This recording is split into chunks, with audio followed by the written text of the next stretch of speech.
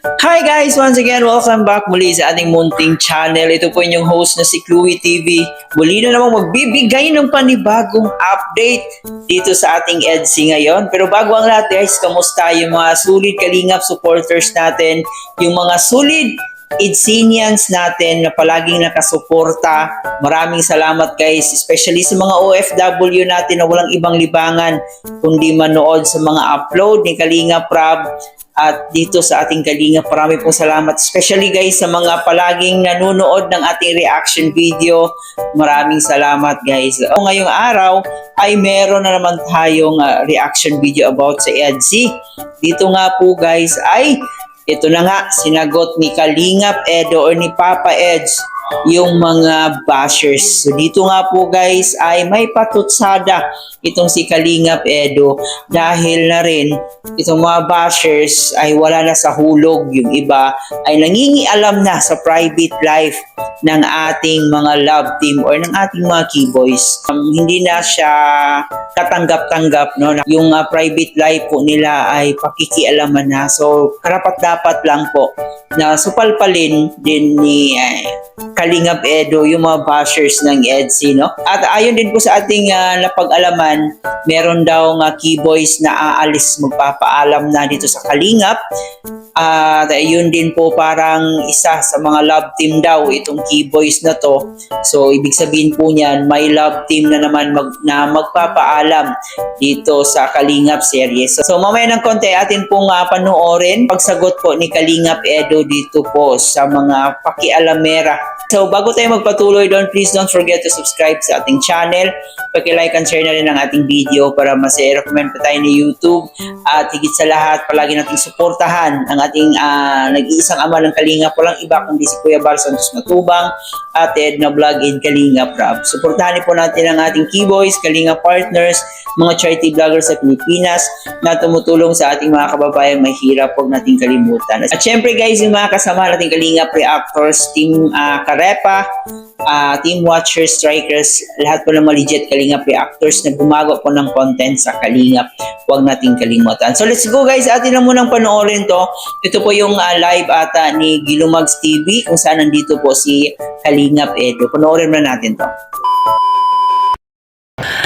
Focus po tayo sa mga pagtulong na ginagawa niya. Doon po tayo mag-focus at sa mga magaganap. Private na usapin minsan. Hindi na yung kailangan pinapalabas pa, pinapalawak. Minsan mas maigay kung mga saan ka nakakita ang private life na kailangan pang ilabas sa lahat.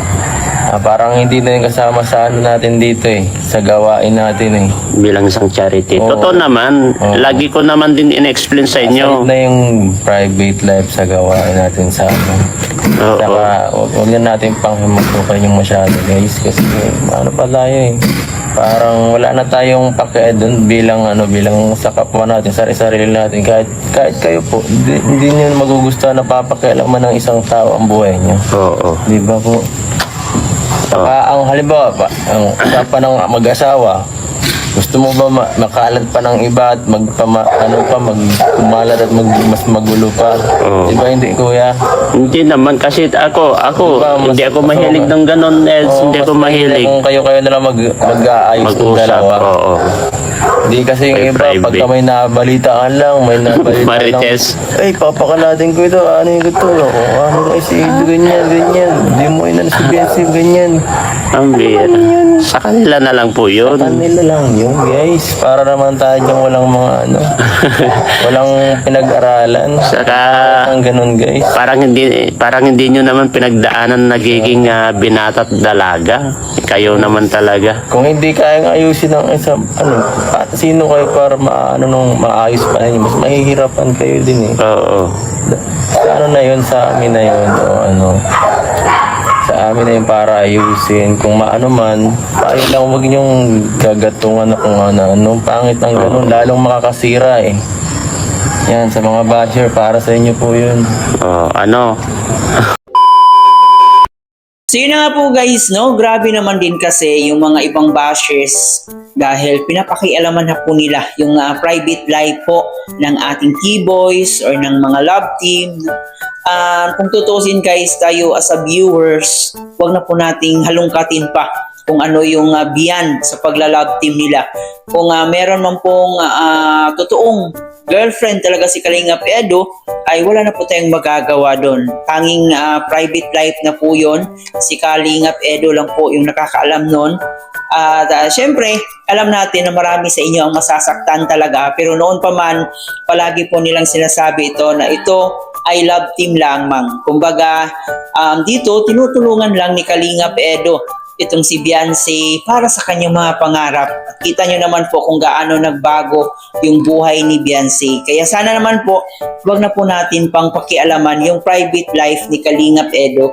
Napakapangit din tingnan, no? Na parang pinanghihimasukan na natin, dinidiktahan na natin kung ano yung gusto natin para kay Kalingap Edo. Kung sila man po sa likod ng camera, kung totoong girlfriend, boyfriend man po sila, magjowa, masaya po tayo doon. Pero kung hindi man po sila, ay tanggapin po natin yung talagang hindi sila para sa isa't isa.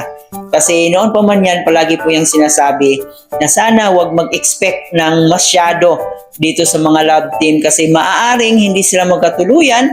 Yun po yung palaging pakiusap talaga ni Kalingap Rap. So dito nga po guys, parang napuno na rin si Kalingap Edo, no, dahil sa pangingialam ng ibang mga bashers na kahit hindi na kailangan pang sabihin, ay talagang gusto pa nilang malaman kung ano yung punot dulo. So, napaka-ano talaga ng ibang mga bashers. Parang gusto nilang alamin talaga yung private life ni Kalingap Edo. So, ganun ka, kumbaga sa Bisaya pa, ganun kahilagtanon yung mga bashers natin, no? Napaka-pakialamera. At doon meron nga po tayong nakitang comment na bakit daw hindi hatid sundo si Beyonce, na malapit lang naman daw yung paaralan sa bahay ni Kalingap Edo. So wala na po tayong magagawa doon kasi hindi naman po obligasyon yun ni Kalingap Edo. No, kahit naman po siguro mag-girlfriend, mag-jowa yung dalawa, hindi po yun obligasyon ni Kalingap Edo. Hayaan natin na kusang loob si Kalingap Edo yung maghatid sundo. Huwag po nating diktahan.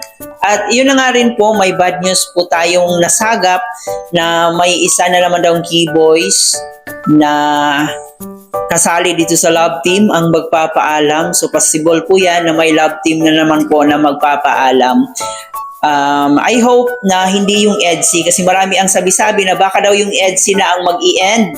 Huwag naman sana. Pero kung yun po ang magiging desisyon, ay wala po tayong magagawa doon. At kung yun po yung ikabubuti kay Kalingap Edo or kay Beyonce, so tanggapin na lang po natin yun.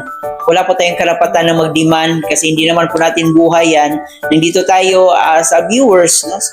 Supporters. So tanging yung lang po yung magagawa natin para kay Beyonce. Kasi itong ginagawa nila is para naman talaga ito kay Beyonce, para matulungan yung si Beyonce natin, yung beneficiary ni Kalingap Rap. So yun po talaga ang pinaka-importante dito. Pero hindi pa po ito confirm ha. Hindi pa po ito confirm kung yung EDSI ba talaga yung mawawala. So yan po ay haka-haka lang naman. So mag-pray po kayo dyan na sana hindi yung EDSI yung mawawala. Kasi marami ang malulungkot at marami po ang masasaktan talaga if ever na mawawala yung EDSI natin. So hanggang dito na lang muna guys ang ating reaction video. I hope nag-enjoy kayo. Pwede kayong mag-comment dyan sa ating comment section patungkol nga po dito sa ating topic ngayon. Kung ano rin po yung opinion nyo patungkol po dito sa mga ginagawa ng bashers na talagang minsan nakaka-irita na eh. Diba? So comment nyo po dyan at syempre paki-like and share na rin itong video at paki-subscribe na rin po. Ito po yung host na si Chloe TV guys. Marami pong salamat.